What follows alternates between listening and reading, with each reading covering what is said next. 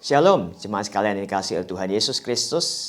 Senang sekali saya dapat kembali menjumpai Anda di dalam renungan hari ini, hari Selasa 26 Juli 2022. Mari kita sama-sama merenungkan kebenaran firman Tuhan dengan tema kasih yang rela berkorban.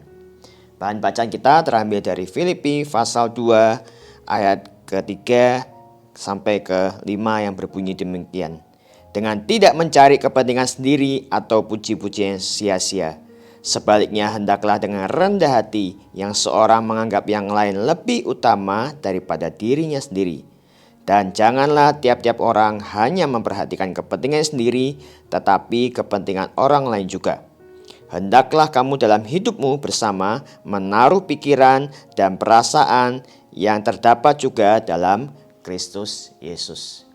Jemaat sekalian, ada banyak hal yang saya pelajari selama keikutsertaan saya di Mennonite World Conference di Salatiga beberapa waktu lalu. Selain tentu pengalaman melayani, berkenalan dengan banyak orang dari berbagai negara, juga untuk pertama kalinya saya harus menjalani isolasi mandiri karena terpapar COVID.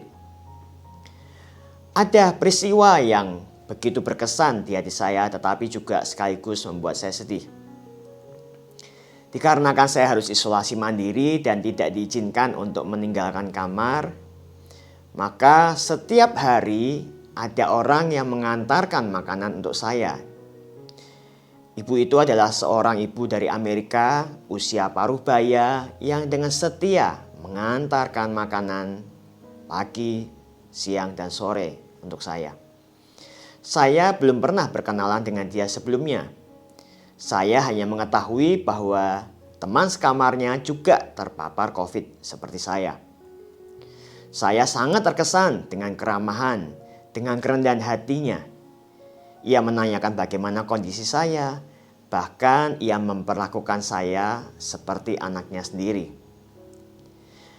Pernah ketika suatu saat makanan terlambat datang, oleh karena ia harus mengantarkan makanan lainnya untuk pasien di kamar yang lain, ia tidak sungkan untuk meminta maaf kepada saya. Tentu saya bisa memahami alasan keterlambatannya. Suatu hari, ia tidak mengutuk pintu kamar saya sebagaimana biasanya. Saya bertanya di dalam hati, apa yang terjadi? Hati saya begitu sedih ketika kemudian saya mendengar bahwa ia pun tertular oleh COVID dari teman sekamarnya.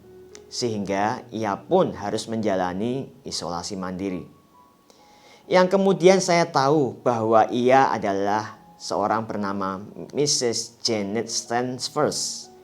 Ia tidak lain adalah istri dari Presiden MWC itu sendiri. Wow. Filipi 2 yang kita baca hari ini mengajarkan kita tentang keteladanan Yesus. Yesus yang sangat mengasihi kita, ia tidak memperhatikan dirinya sendiri. Kasih tidak mencari kepentingan sendiri atau pujian yang sia-sia. Sebaliknya kasih menganggap orang lain lebih utama daripada dirinya sendiri. Itulah yang saya alami dari seorang Mrs. Janet. Ia seolah tidak mempedulikan ke dirinya sendiri, tetapi ia mau melayani saya, seorang yang tidak dikenalnya. Saya meyakini bahwa hatinya diliputi oleh kasih Allah. Perikop ini mengajarkan kita betapa Allah sangat mengasihi manusia, sehingga Allah yang adalah manusia tidak menganggap kesetaraannya dengan Allah itu sebagai milik yang harus dipertahankan.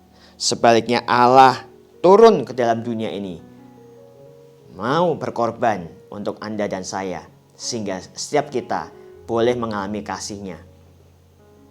Allah rela mengorbankan dirinya, supaya Anda dan saya memperoleh kehidupan.